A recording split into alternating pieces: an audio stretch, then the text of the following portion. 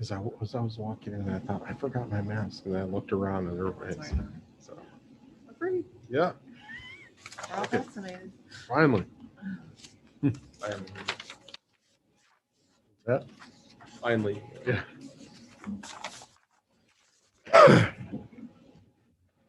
Didn't get the memo. I did. I just. I forgot. See, and then A memo. A memo. A medal from the state auditor's A office? memo. A medal? Memo. Memo. he hears you. He just He's Okay. just He's pulling your messing chain. around. All right. A medal. Just messing I with thought you. maybe the hearing aid wasn't working. Turn it up. Medal. Turn it up. Just kidding. I just want to check because I was harassed before about the memo. Oh, yeah. Because you, So, because you didn't have a written one, right? right.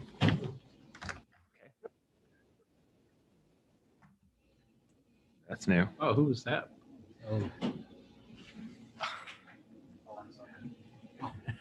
No, it's a new update that they did. I'm going to assume that because you could record meetings and it wouldn't notify participants that the new update is that it lets you know that it's That's a recorded. nice So, announcement. so we're live right now. Nice announcement. Are we have enough You haven't members? heard from. I have not. Okay.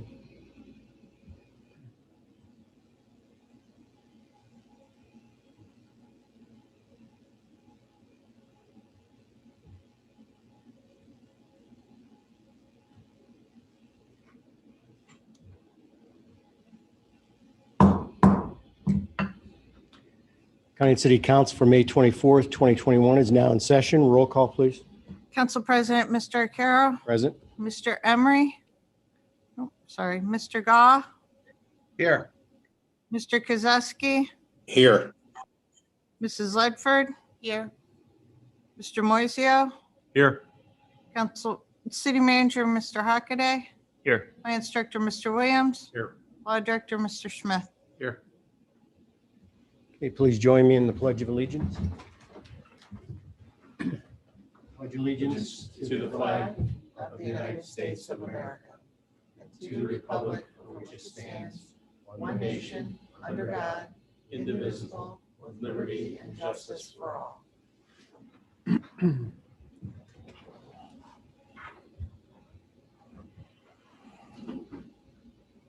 Okay, moving on to approval of the meeting minutes for May 10th, 2021. Are there any alterations or corrections?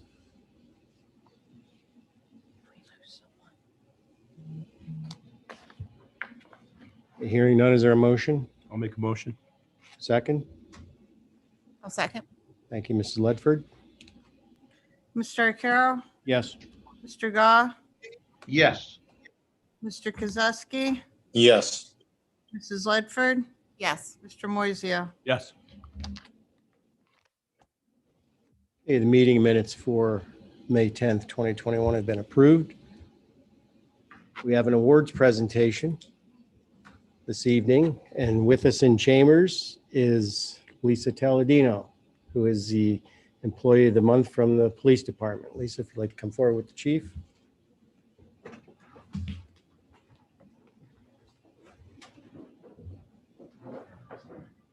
Yeah.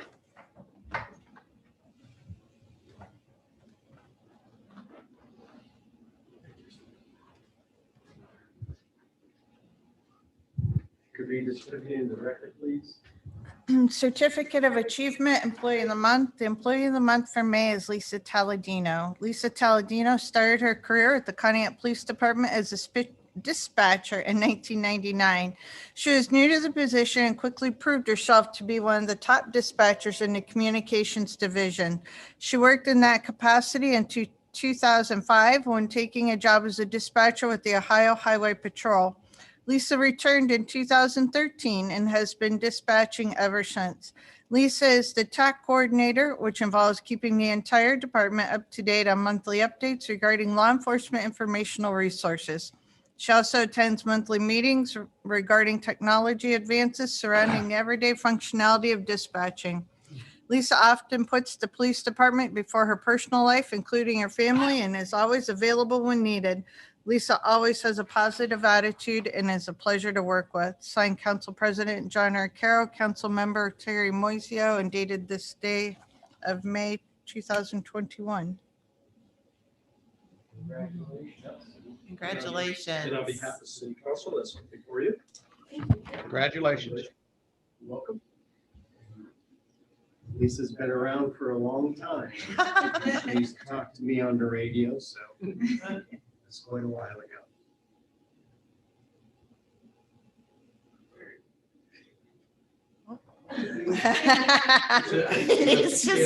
He's kind of hanging out by the side. Okay, thanks again. Thank you. Congratulations. Thank you. You're Thanks welcome. for coming and congrats.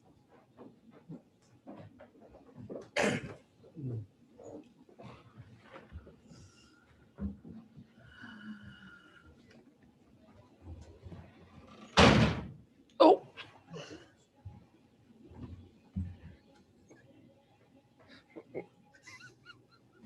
Okay, that concludes our presentations for this evening.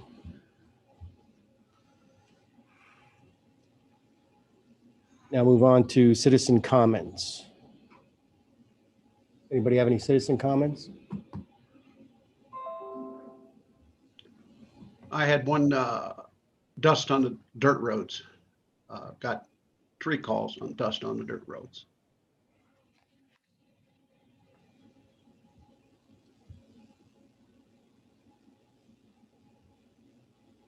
Anybody else for citizen comments? Okay, hearing none, communications? I have none this evening. Does council have any communications?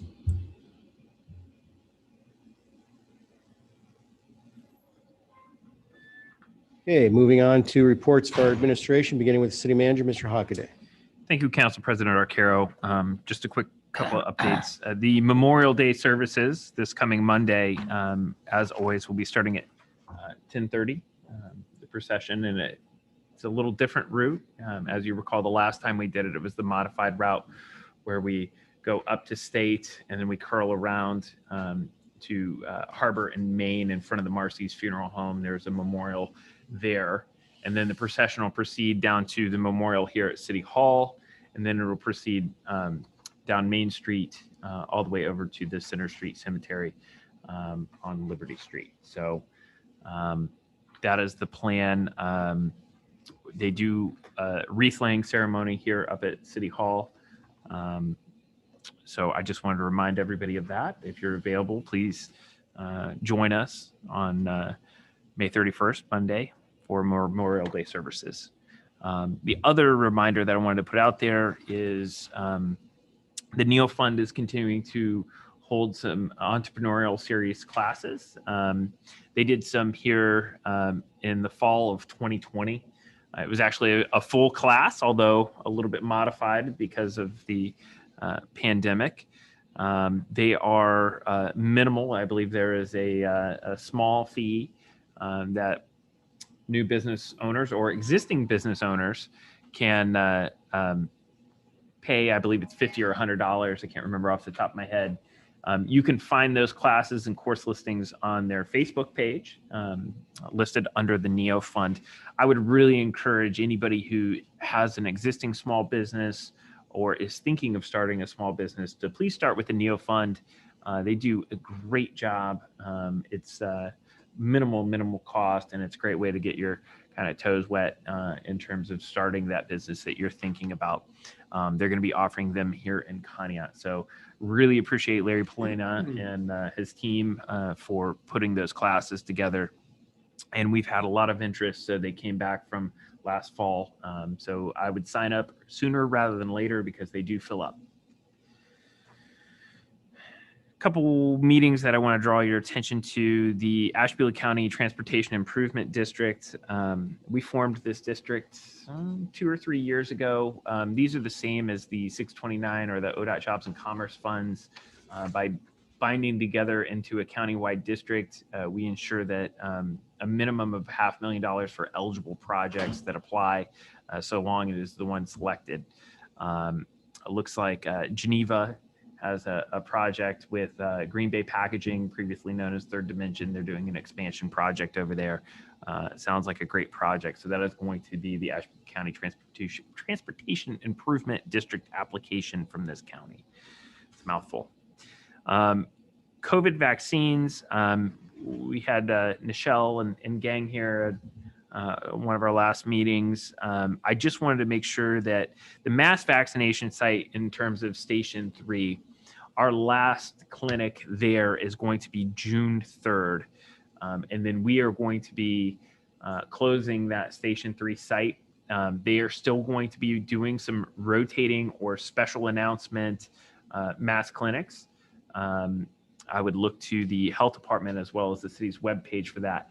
On June 2nd, we will close the online portal for sign up as well on the city's website, and that will go exclusively to the telephone number listed at 440-593-3087. So you can still get it. They're going to be doing walk-in appointments and so on and so forth. So, but we're seeing a major slowdown in terms of the number of people that we're able to do the mass vaccinations with. So we're going to move to that alternate format, but there will still be some special vaccinations.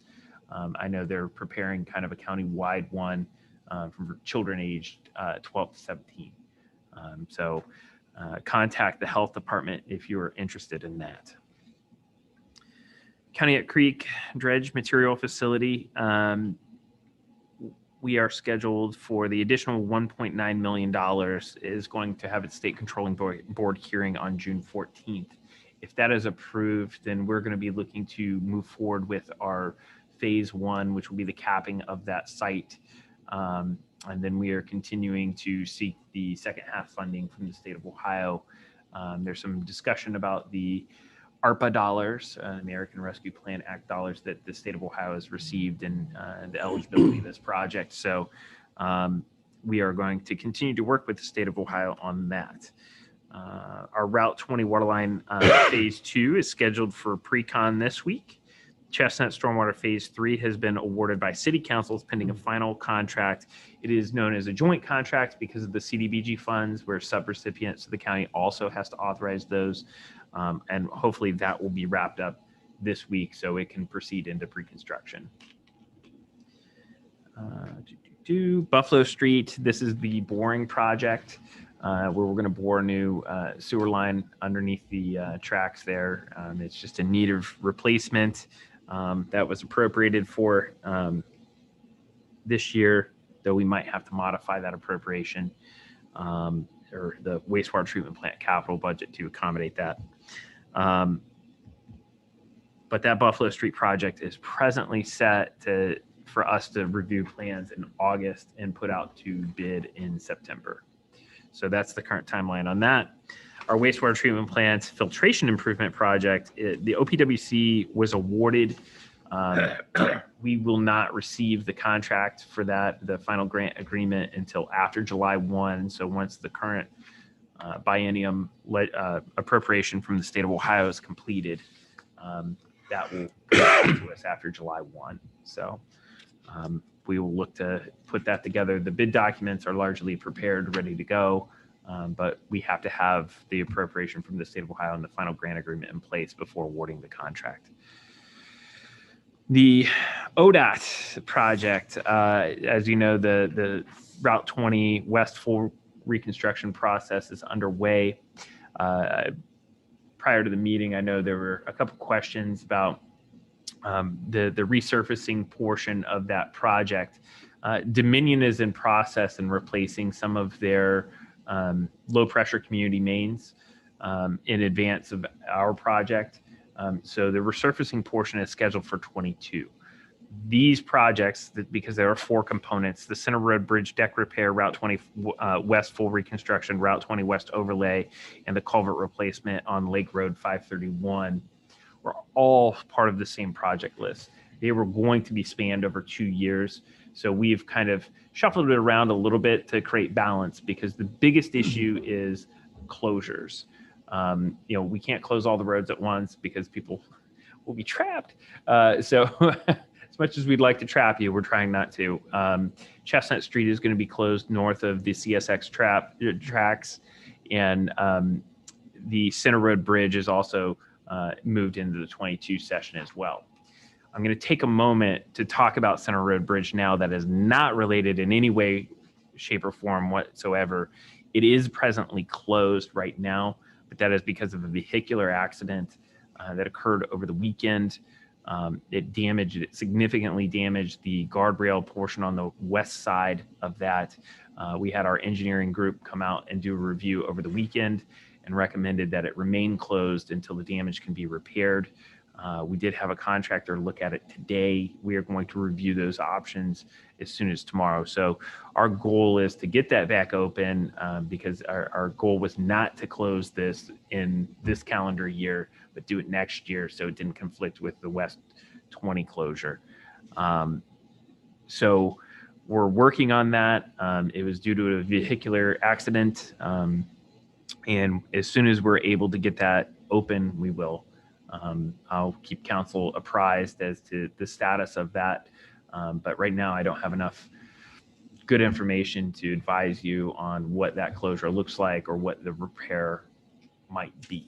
So, but it is going to be critical to get that thoroughfare back open.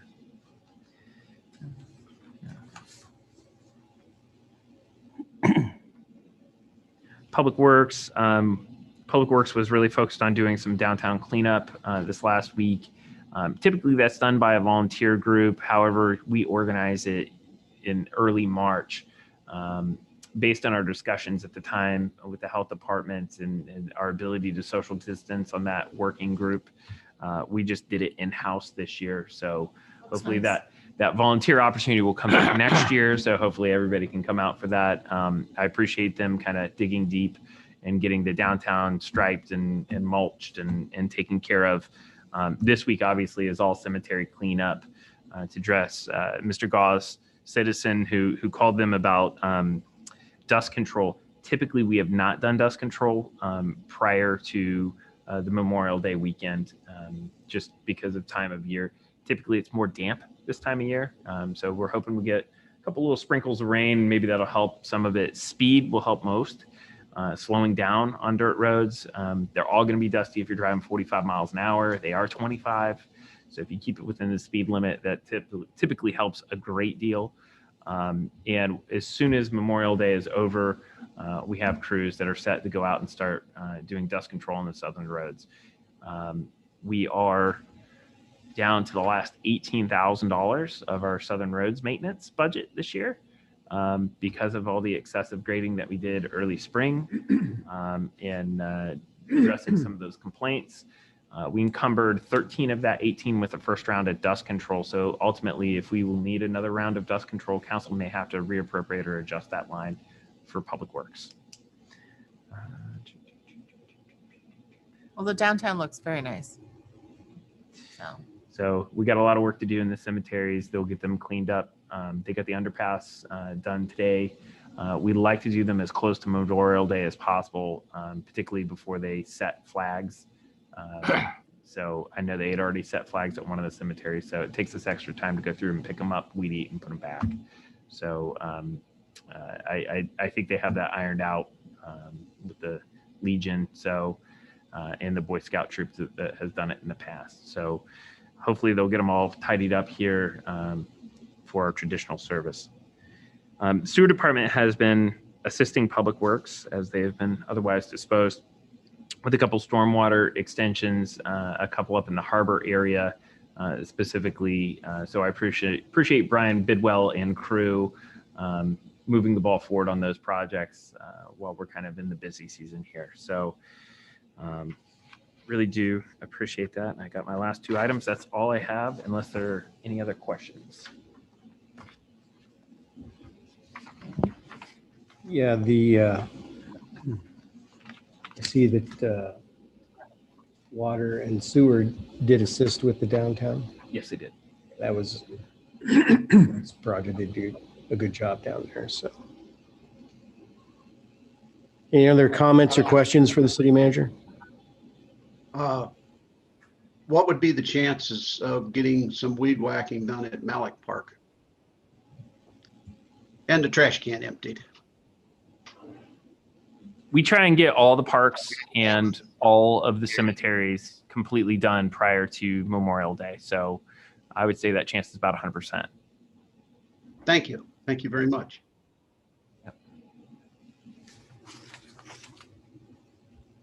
Okay, if there's nothing else for the city manager, move on to the finance director, Mr. Williams. Thank you, Mr. Arcaro. It is that time of year where we have to do the tax budget. I've started working on it this past week. I did provide you with a schedule of the tax budget.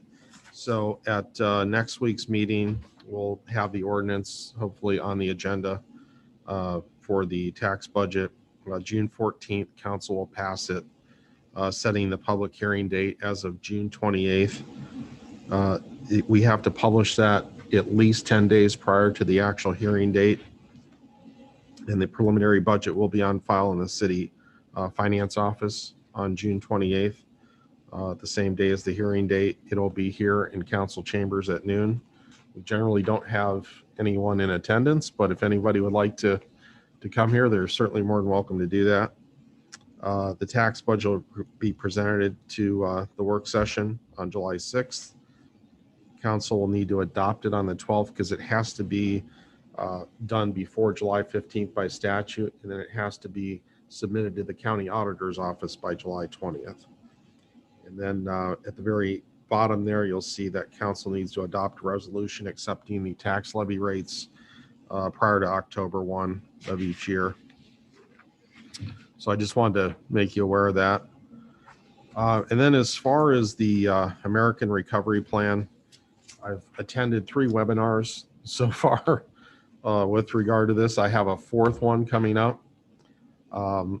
Right now, the ARP dollars or American Recovery Plan dollars are required to be encumbered between or for expenditures between March 3rd, 2021 and December 31, 2024. You don't have to expend them until December 31st, 2026. So if you have a project on December 31st, 2024, you can encumber that project, but it has to be spent by December 31st, 2026. So this is quite a span of time that we can use these dollars.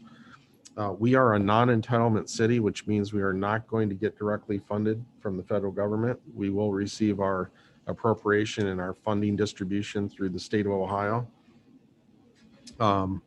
These dollars have not even been appropriated yet at the state. So I spoke to Paul Mann from the Office of Budget Management. He said to not even expect those monies until sometime around mid-July. So we won't have that. Right now, there's a preliminary estimate of 2.4 million, but that could change. We would receive whatever the amount that is the final allocation will be distributed half this year and half next year. The initial tranche probably won't be received until, like I said, till midsummer. A new fund will be required, so council will have to set up a fund like they did for the local coronavirus fund. They're federal dollars, so they are subject to a single audit. A single audit is A133. It's a special audit. Our auditors will do it, but it's going to require additional funding.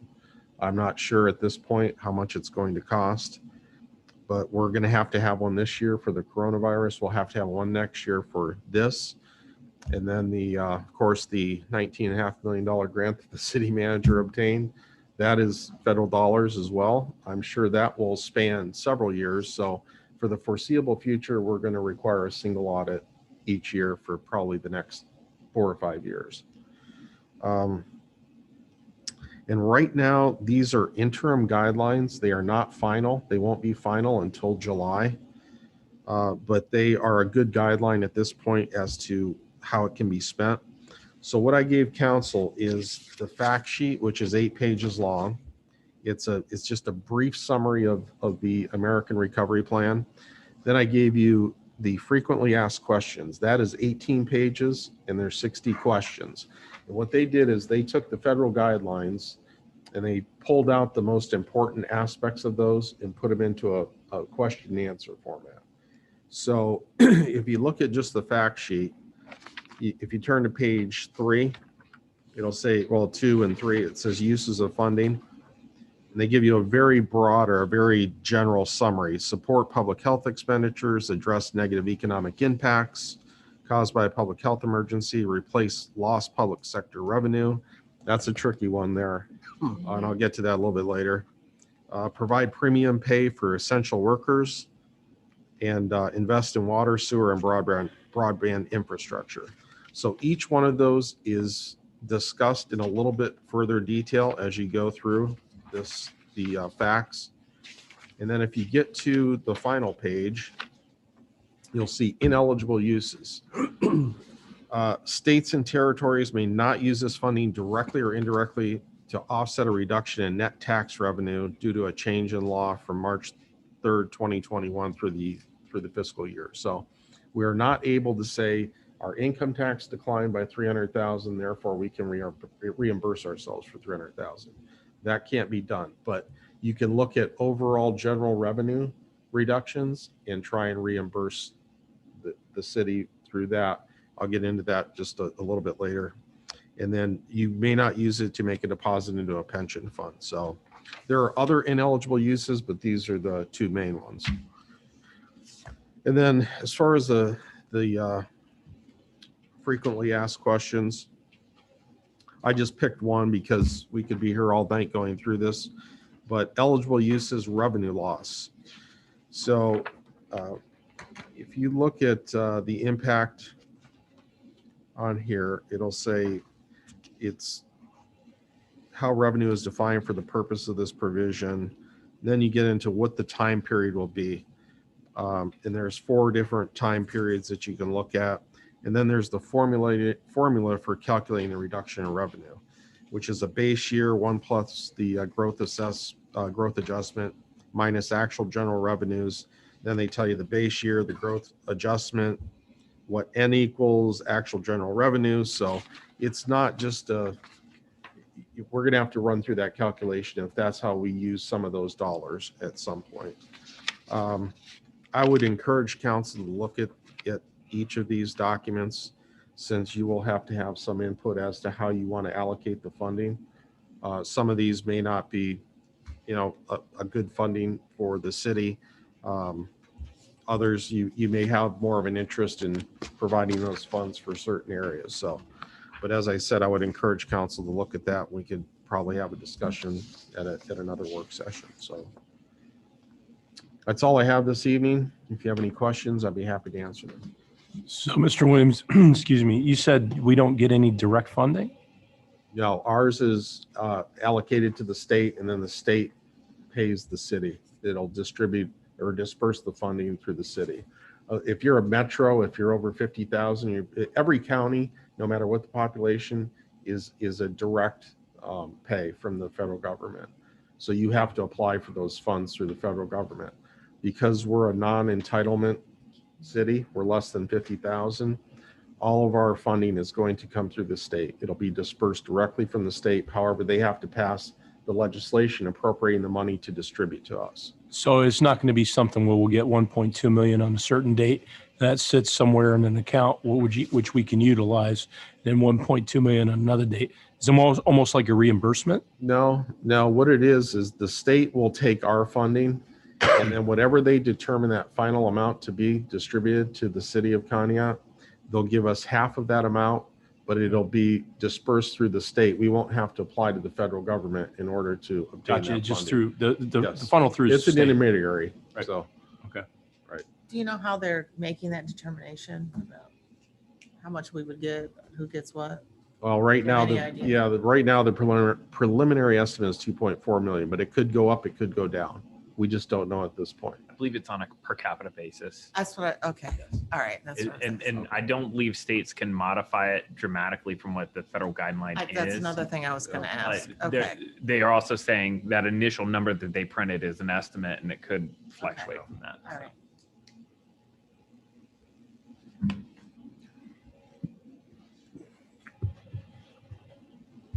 Any other questions for the finance director?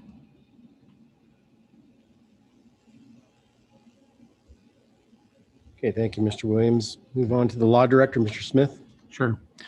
Our office, in conjunction with the police department and Board of Health, and zoning and fire department have reconstituted our bi-monthly code enforcement meetings.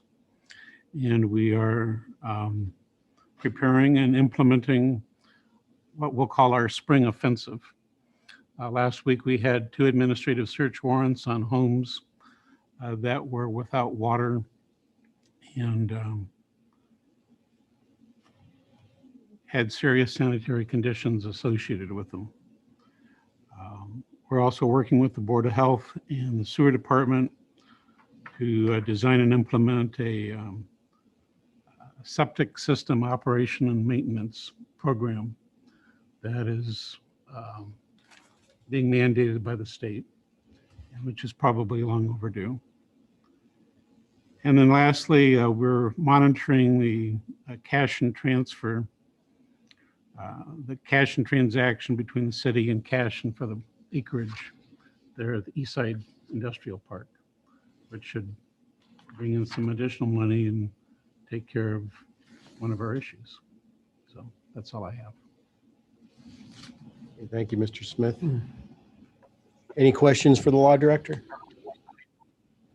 Mr. I have Smith, one for Mr. go ahead, Rick. I have one for Mr. Smith. Well, 2. In a conversation with somebody, the NS crossing problem, I heard that was moved to a higher court. Is that, do you know about that? Yes. There's a lot of litigation going on, both in the state and federal courts. And as I think I reported in late March, the Ohio Supreme Court held a oral hearing in April. I think it was late April. And we hope to have some determination from the Ohio Supreme Court as to whether the federal law preempts the state and local law, which is the fundamental question.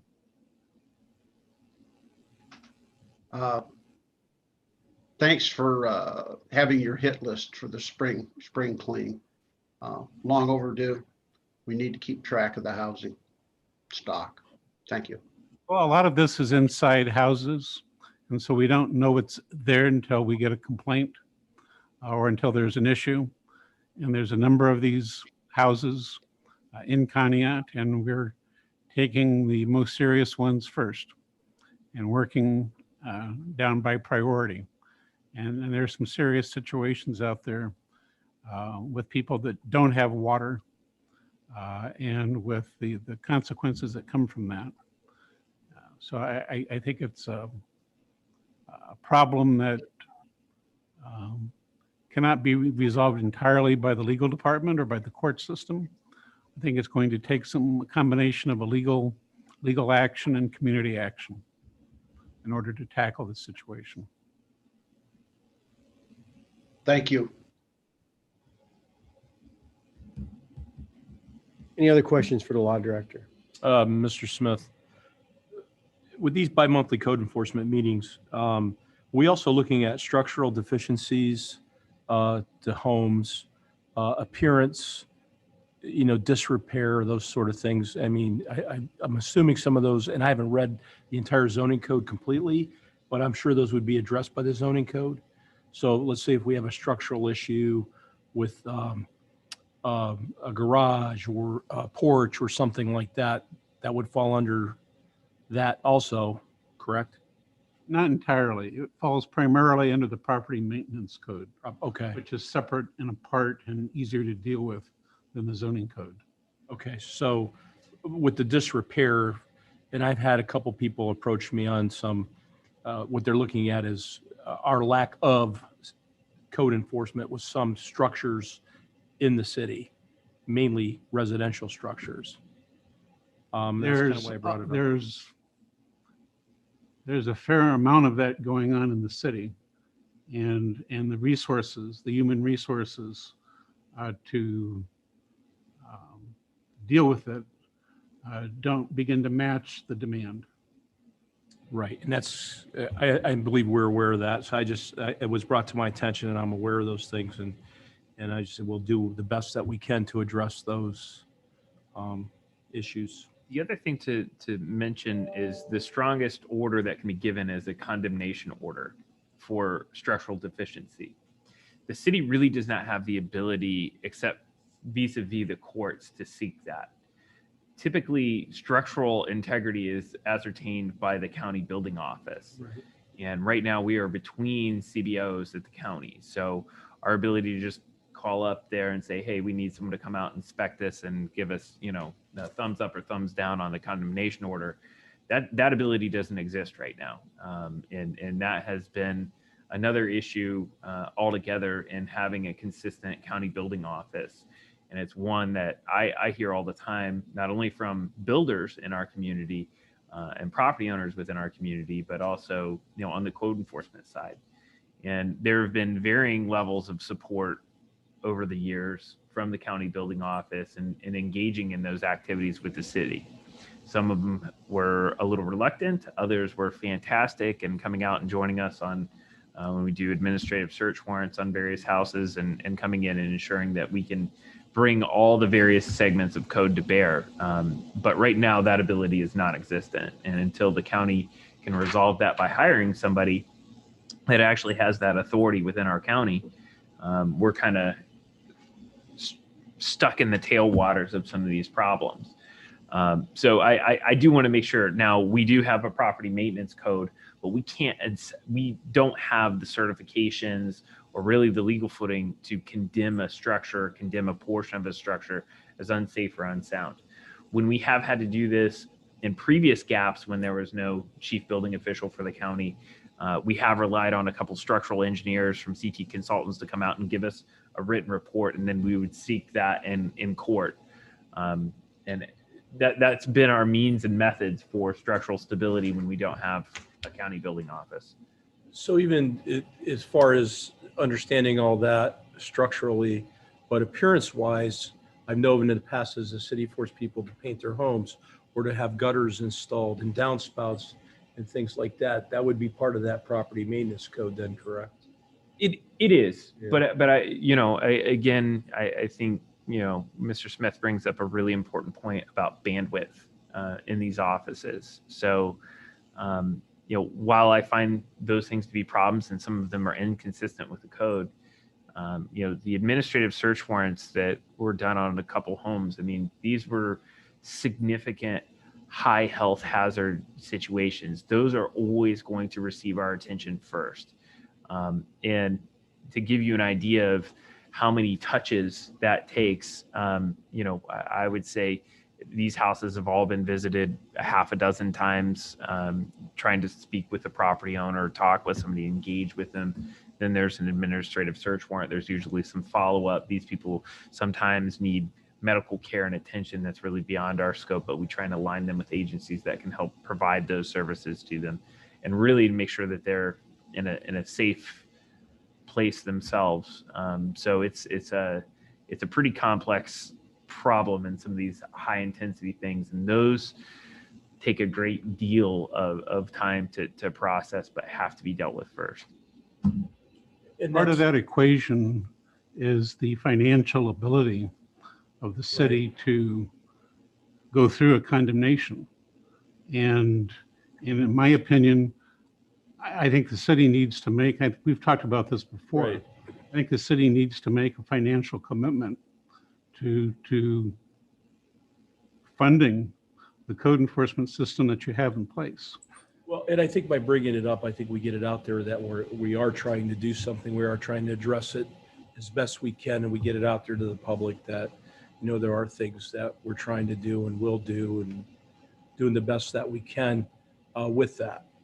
And that's kind of why I want to just kind of get it out there. Because we get these complaints, and we understand the situation, but sometimes the public doesn't understand how it all works and comes together. So the more we can educate, I guess the better off we would be. There's a specific property on Broad Street. I bet you we've been there 5 or 6 times in the last month. So it takes a lot of touches, Yeah. to deal with any one complaint. So it's not, it starts in a process. To bring up Kyle's point, yes, there needs to be funding. The problem is when it comes to demolition or cleanup. In some of these houses, I want to emphasize this, the demolition cost may be the most insignificant cost in the structure. So we get in and, you know, they have to be cleaned. Usually it has to be a hazardous cleaning service in some of these houses. That can be anywhere from $10,000 to $25,000 just to clean the material out of the house so it can be demolished. You cannot simply demolish everything and throw it in a dumpster because it gets classified as municipal waste, which is the highest cost of waste at a landfill. Construction debris is the lowest cost of waste. So you have to clean the houses first. So in these couple that we're dealing with right now, I think a fair barometer and estimate per house, we're talking about 3 simultaneously, would be approximately $50,000 per house. So when we look at the financial burden that comes back to the community to deal with, if we deal with all 3 of those this year, let's use that at $50,000 a piece, there's $150,000.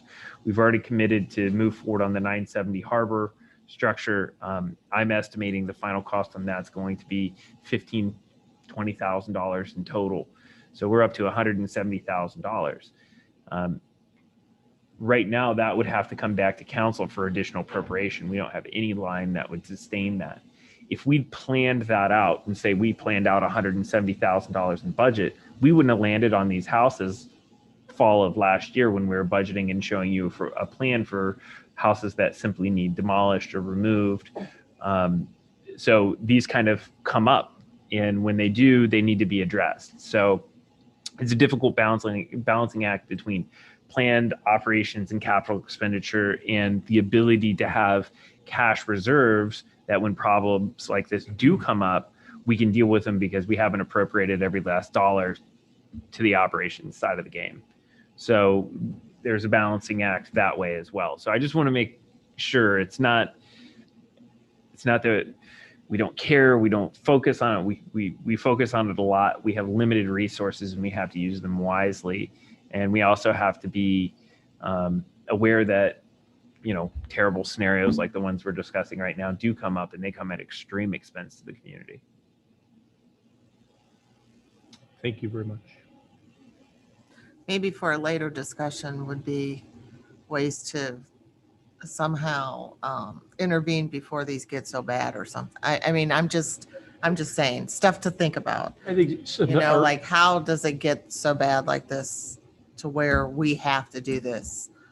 You know, there are a lot of mental health needs in our community, and I will start with that. And in most of these cases, if not all of them, there's an issue with what we call dual diagnosis, which is there's a mental health disorder or issue that's not being addressed and needs not being met. And then, you know, typically there might be an addiction issue or something else that's going on that drives these issues. So that is entirely something that we can discuss. And I think there is a real need. I don't think that solution is going to come from outside the community. You know, sitting here waiting on, you know, the county or the state to come up with a solution to start dealing with these problems, I don't think is realistic. And I think based on just our conversation here, the city's aware of our issues, but our housing stock is older and it's getting older. And that's some of the issue too is, you know, homes built in the 1900s, 1920s, or, you know, they're not kept up. They are going to fall in disrepair rather quickly. Yeah. And there's a lot of public health need, and that's a pretty broad topic. Exactly. You know, one of the things that's heavily identified in the ARPA dollars is that's where my mind's going. Lead and copper services as well. We have a lot of lead and copper services. Seriously. They typically are in rentals. There are a lot of children present in rentals. I mean, these are issues that need to be addressed. Yes. And the rentals, some of these rentals aren't owned in Florida, California, Utah. And by the time the zoning officer or the office does something, it's very hard on them and time consuming. I've got some in my ward that I just shake my head and there's a lien against it and it ties it all up.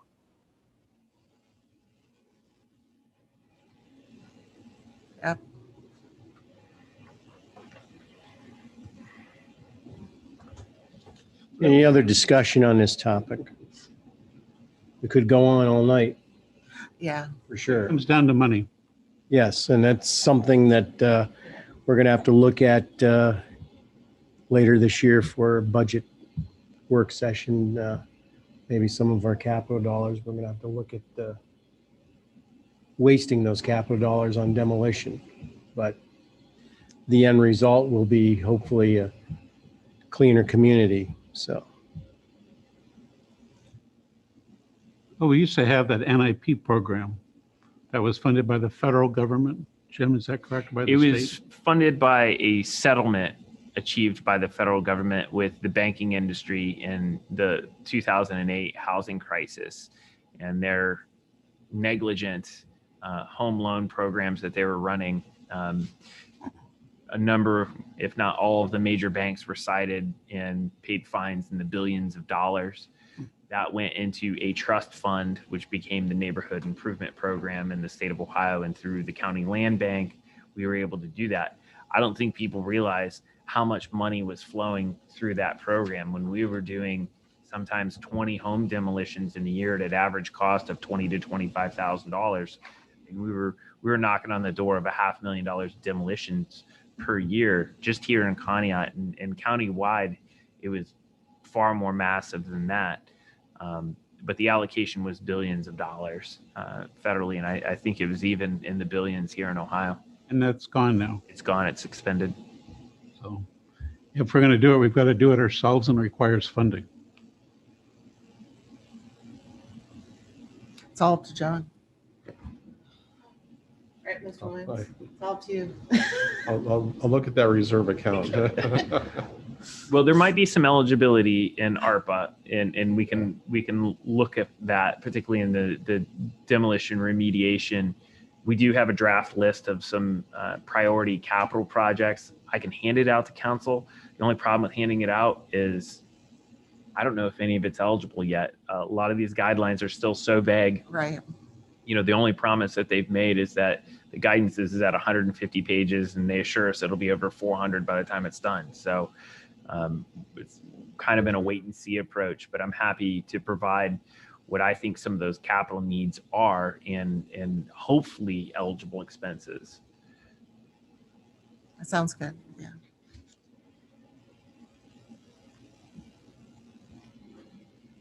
Okay, any other discussion on this topic? Okay, if not, we'll move on to reports of our committees. Anybody have a committee report? Mr. Carroll, it's the bench for the Lions Club bench will be installed this week, and the planter has all the wildflowers in it, and it looks rather nice. And that'll be ready for the weekend. Thank you. Okay, thank you. There is one more thing I'd like to say. Thanks for the Public Works and the Sewer Department. They pitched in and helped. Okay. Anybody else for a committee report? I don't have a report, but I will make a reminder that tomorrow at 6 p.m., the Utilities Committee will be meeting jointly with the Planning at 6 o'clock to go over some of the B&B ordinances that they have worked on and codes.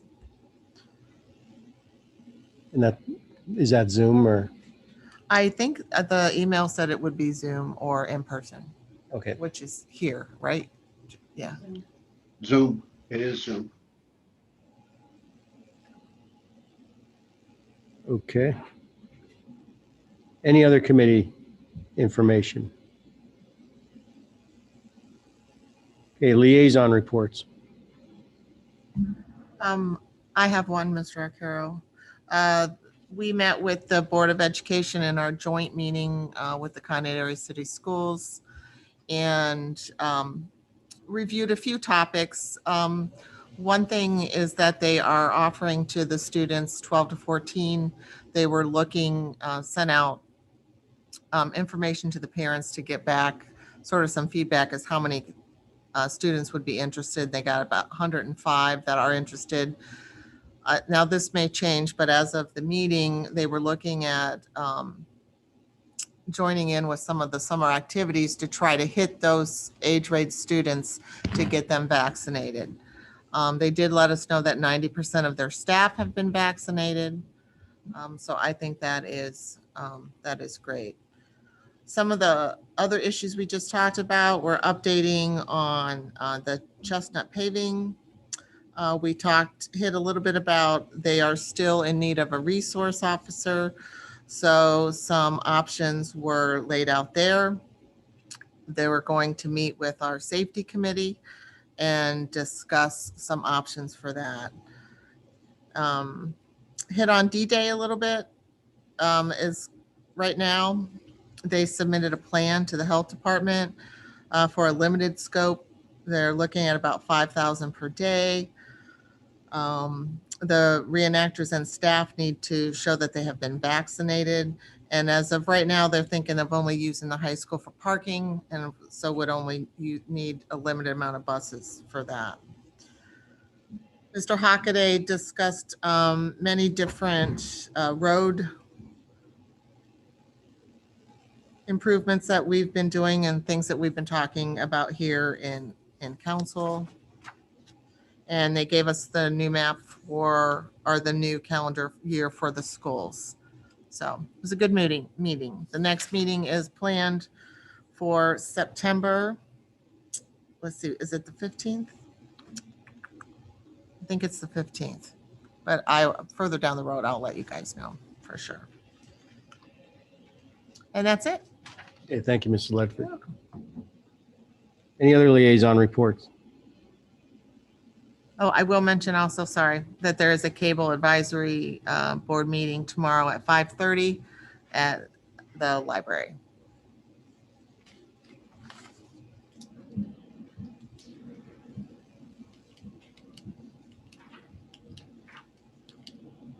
Okay, if there's no other liaison reports, move on to our ordinances for this evening.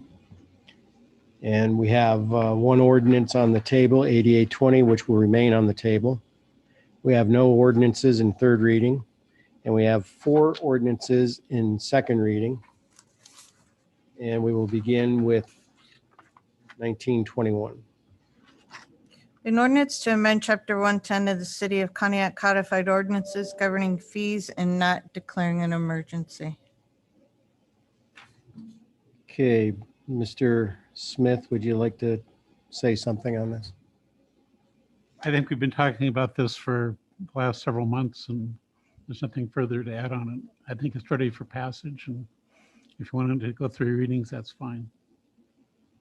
I think that was the plan. Mr. Mosio, correct? Yeah, we'll make a motion, move ordinance 1921 to third reading. Okay, thank you.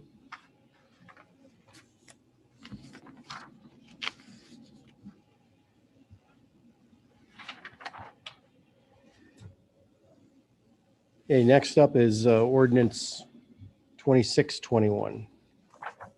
An ordinance to amend Section 1369.03 of the City of Conneaut Codified Ordinances governing issuance of demolition permits and not declaring an emergency. Okay, Mr. Smith, your recommendation last time was that this also go 3 readings?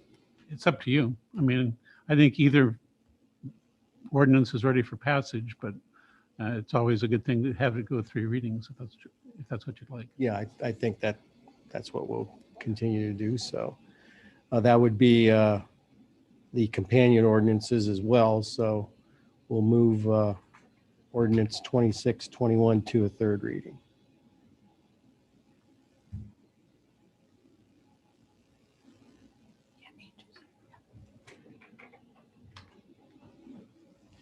Okay, next up is ordinance 2721.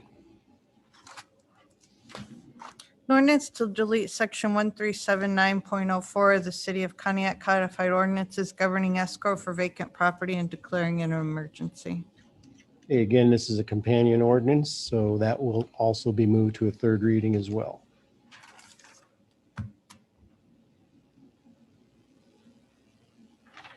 And then finally, ordinance 2821. An ordinance to delete section 1137.13B of the City of Conneaut codified ordinances governing zoning fees, charges, and expenses and not declaring it an emergency. Okay, and that's the final ordinance of this trio. Or is that a quadruple? In any case, that will also be moved to a third reading.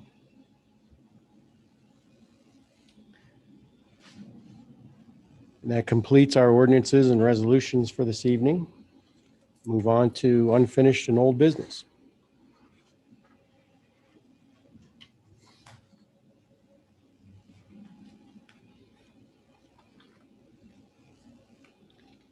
Hearing I have none, one miscellaneous. thing. Go ahead, Mr. Goff. Miscellaneous, Mr. Hockaday, I will be sending you pictures and addresses of the ditches where the power company have plugged them up with debris from mowing under the power lines. I'll be sending that to you in the next day or so.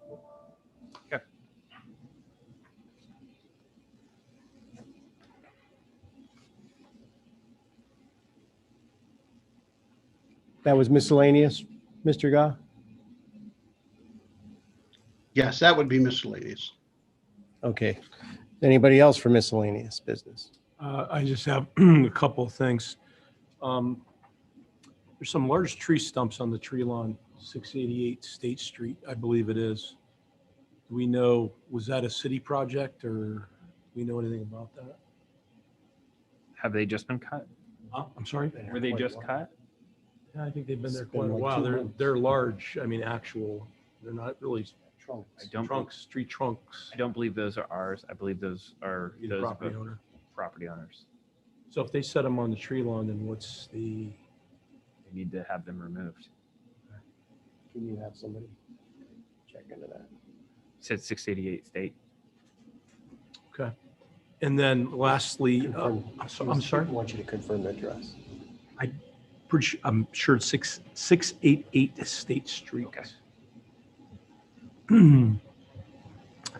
And also just to kind of get it out there for the public's knowledge, and I've gotten an email on this from a resident in the second ward, as far as was the Route 20 paving project, the resurfacing, the full reconstruction, that sort of thing, was that ever, or was the city ever aware of that being delayed or pushed back for any reason or that type of thing?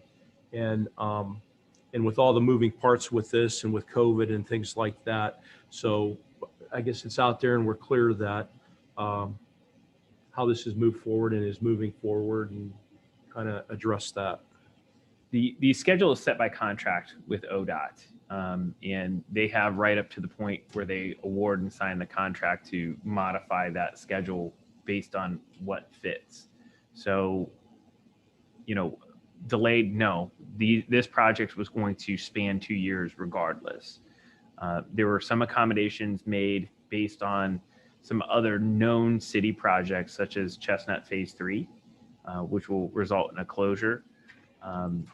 And a couple other city projects that have impacts in this area. The other thing is Dominion had some infrastructure that required upgrade. To talk directly about whether or not cities can order, or we cannot, with utilities that have a legal right within the right of way. Dominion would have the same opportunity to wait until we resurface the road and then dig it up and repair their line. That is their right. That is their prerogative in the right of way. We are equal partners. The city is not superior to utilities in their ability to do some of these things. So they have rights to maintain their assets within legally established right of ways. I would have liked to have seen Dominion announce their projects a little earlier, but I would also rather them repair them and get them out of our way so we don't have to cut up a new roadbed, as the city's paid millions of dollars to restore these assets. Nobody would want to cut them immediately thereafter. So that schedule wasn't fixed until the contract was let. So if there were issues that were going to come up, we would always want those issues to come up in advance of a final contract. in which they did. And I think Dominion's been a great partner in getting all this done and hustling and getting some of this stuff out of the way. For instance, they did the section on the full depth repair. They did that final design in the course of 4 weeks and pulled off a very complex project where I think they had 1 or 2 weeks of impact on the full depth repair. It was supposed to start May 1 and it slid back to, I believe, May 13th. So I think they did a great job being non-impactful there. And I think they always try and be a partner. All public projects, whether we're talking about a city project, a state project, whatever, we do send notices out to all affected utilities along with full sets of plans. Now, in the last year, with everybody at home or working remotely, they may not have seen notices in prompt time or fashion. So I'm not going to slay anybody for saying that they did get something and didn't see it in time or whatever, but we were able to reach out. And I think the city did a great job of kind of coordinating and letting all the utilities know, even after they'd been sent formal notices, that these projects were happening. So like the full depth repair one, that was just a good catch. So I'm glad we were able to have that informal conversation with Dominion, and they went, oh no, we do have something, let's get it out of the way. And they did it in advance, and it was de minimis impact in the sense of 1 to 2 weeks of schedule. So Okay. yeah, it's fluid. Construction is a more fluid timeline until the point you hit the actual construction contract, which would have been March 13th. So really the coordination is between, in these type of projects, is between ODOT and the utility. Correct. Whether it's Dominion or Sure. any other public utility. That's who does it. In the city, really, we have no part of that, or for the most part? Not on a state project. We've had questions about, what's on the electronic signs, what's stated on the electronic signs. That's actually written into the contract. So somebody asked if we could modify what's said on the sign. We'll ask, and we did ask, but it's actually physically written into the contract. The locations of signs and notifications of signs, those uniform traffic manual of laws and project setups are set in advance. They're designed. We can bring things to them and say, hey, I don't think this is working. Can we look at changing this? But sometimes it results in a contract change for these projects. The project notification for this, even though we had it on our website for nearly 45 days in advance of the closure, the notification to the media as well as resident and corporate notices are that of the responsibility of ODOT. We don't physically have a right to control that aspect of the project. So they did those things. And I know the contractor from Murchie and Gaffney walked to each business and walked to each resident's house individually and knocked on their doors to try and talk to them and talk about accommodations. I'm happy if somebody has a problem anywhere in that project area, because it is going to be a project area for 2 years. So that's the bigger implication here. There's a problem. Frank, he's the project coordinator for Murchie and Gaffney. He's very open. He'll hand out his cell phone number to residents. If there's an issue or an accommodation to be made, you can reach out to him directly. You're welcome to call my office if you're one of the parties in the affected areas, and I'll give you Frank's cell phone number. Driveway access. Hey, I'm having somebody's delivering a new washing machine to my house and the truck can't make the turn. We will call Frank. Frank will get it done for you. So, we understand we have to live in this for this little period of time here during the closure, but 2 years during the entire project. I think they've done a great job thus far in trying to be as accommodating as possible. We totally get it's inconvenient. Nobody wants to live in construction. Nobody wants to live near construction. But hopefully this is the last time we have to deal with some of these sections of Route 20 for a protracted period of time. And I'd rather see all the utilities get all their problems out of the way all at once. You're going to see Dominion on Route 20 here through the downtown this year, and you're going to see Murchie and Gaffney here in the downtown with ODOT next summer. So. And they had some cones up today, I think right around Stadium going east. Yep. It's not fun. I agree. I worry about some of the businesses over there. I would encourage residents, hey, think of them, maybe go that extra effort to visit those businesses that are in those affected areas, even though it is inconvenient. they survived a pandemic to deal with some construction, and I feel and understand that for them. So And I even thought, well, would a traffic signal for east and westbound, would that even work? But that wouldn't work either because of the private driveways and business driveways. No one's going to know which direction the traffic's actually flowing, trying to think of different ideas. So we'll have to. in a shorter work zone, we can set up a shorter, signal. yeah. Such as that's going to happen on Lake Road. That will be signaled, and Lake Road will change directions over that Kelsey's Run culvert replacement. So it won't be shut down in either direction, but you will see small delays traveling that. Okay, thank you very much. Any other miscellaneous business?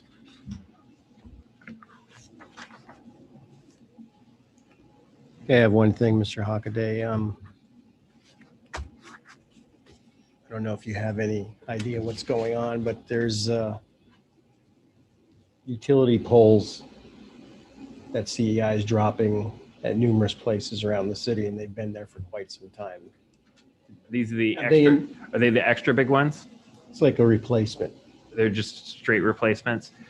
Just laying on the tree line. Have they given you any update on that? No, but I know they are doing an AMR project, which is an automatic meter reading project. So if you see the rest of the county, you'll see these super oversized poles. They're almost twice the size of a typical utility pole. And that is an automatic meter reader system. And they have been installing that through the balance of the county. And I do know that they've set some down in advance of those. I can find out, but I'm not entirely sure. Okay. Yeah, I've seen them in different locations around the city. But they've been there for quite some time. Okay. Well, if you have a Did couple have- specific locations, I'm happy to investigate. Okay, the calls that I received were from people on Lake Road. Okay. 2 locations on Lake Road. I don't have them off the top of my head, though. Okay. Okay, thank you. And then finally, for miscellaneous business, need a motion to excuse Mr. Emery. I'll make Is there a second? I'll second. Thank you, Mrs. Ledford. Mr. Arcaro, Yes. Mr. Gah, Yes. Mr. Kozewski, Yes. Mrs. Ledford, Yes. Mrs. McBoy, Yes. Mr. Moiseo. yes. Okay, Mr. Emery's excused.